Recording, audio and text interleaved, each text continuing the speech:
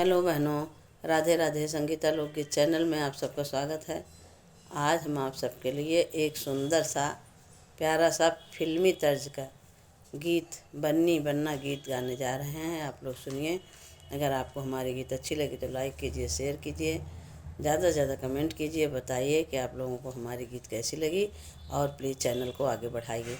चलो सुनते हैं एक सुंदर सा गीत। अमवा महुआ कई झूमई डरिया, तनी ताका हो दुलहिना हमारी ओरिया, तनी ताका हो दुलहिन हमारी ओरिया। कैसे ताकी हम तोहरी ओरिया, तोहरे पापा कै नजरिया हमारी ओरिया, तोहरे पापा कै नजरिया हमारी महुआ कई झूमे डरिया, तनी ताका हो दुलहिना हमारी ओरिया, तनी ताका हो दुलहिना हमारी ओरिया।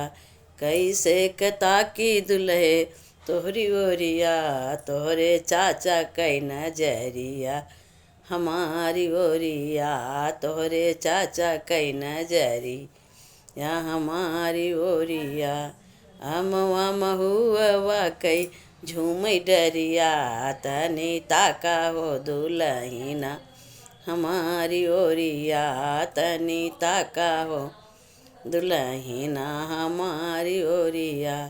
कैसे ताकी हम तोहरी ओरिया, तोहरे भैया कै नजरी हमारी ओरिया, तोहरे भैया कै नजरिया हमारी ओरिया। अमवा महुआ कई झूमई डरिया, तनी ताका हो दुलहिना हमारी ओरिया, तनी ताका हो दुलहिना हमारी ओरिया।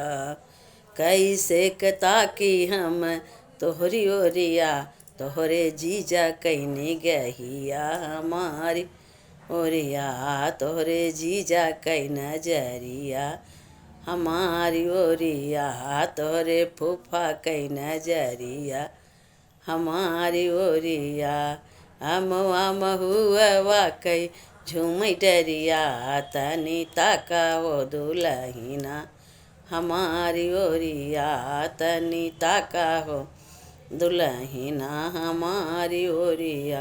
कैसे ताकी हम तोहरी ओरिया, सब बरातिन कै नजरिया हमारी ओरिया, सब बरातिन कै नजरिया हमारी ओरिया।